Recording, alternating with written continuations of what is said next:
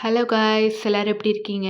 So இன்னைக்கு இந்த வீடியோவில் என்ன பார்க்க போகிறோன்னா எல்லாருக்கும் பிடிச்சமான ஒரு டேஸ்டான ரெசிபி. அது என்னன்னா தக்காளி ஜாம். வீட்டிலையே நல்லா டேஸ்டான தக்காளி ஜாம் எப்படி செய்யறதாங்க பார்க்க போகிறோம். வாங்க வீடியோக்குள்ளே போகலாம். இதுக்குன்னு 5 தக்காளி எடுத்திருக்கேன். 5 தக்காளியை வந்து 4 ஸ்லைட்ஸ் பண்ணிக்கோங்க. ஸ்லைட்ஸ் பண்ணிக்கிட்டு அடுப்பில் விட்டு நல்லா கொதிக்க விடுங்க. தக்காளி சாஃப்டாகிற அளவுக்கு நல்லா கொதிக்க விடணும். அதுக்கப்புறம் மிக்ஸி ஜாரில் நல்லா அரைச்சிக்கோங்க. நைஸாக அரைச்சிக்கணும், கெட்டியாக இருக்கக்கூடாது. பாருங்கள், இந்த அளவுக்கு நல்லா அரைச்சிக்கோங்க. அடுப்பை லோ ஃப்ளேமில் வச்சு திக்னஸ் ஆகிற அளவுக்கு நீங்கள் நல்லா வந்து கொதிக்க விடணும். அடுத்தது நான் 1 டம்ளர் வந்து சுகர் சேர்த்துக்கிறேன். உங்களுக்கு வந்து சுகர் அதிகமாக வேணும்னா நீங்கள் வந்து எக்ஸ்ட்ரா ஆட் பண்ணிக்கலாம். ஆட் பண்ணிவிட்டு லோ ஃப்ளேமில் கொதிக்க விடுங்க. நான் அடுத்தது ஏலக்காய் சேர்த்துக்கிறேன்.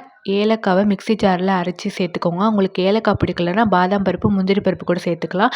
பாருங்கள், நம்மளோட சூப்பரான டேஸ்டான ஜாம் வந்து ரெடி ஆச்சு. வீட்டில் ட்ரை பண்ணி பார்த்துட்டு எப்படி இருக்குங்க கமெண்டில் சொல்லுங்கள். மறக்காமல் சப்ஸ்கிரைப் பண்ணிக்கோங்க. பாய்.